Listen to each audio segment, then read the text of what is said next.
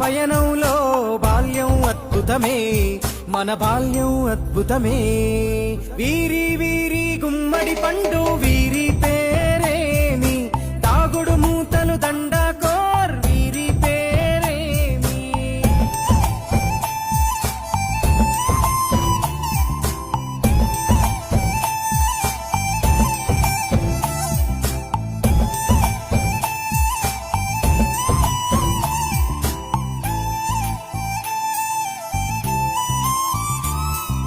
పంటలు పంచి దొంగను ఎంచి రేసాటాడితి మందరమే, రేగడి మట్టిని ముద్దగా చేసి బొమ్మరిల్లే కట్టి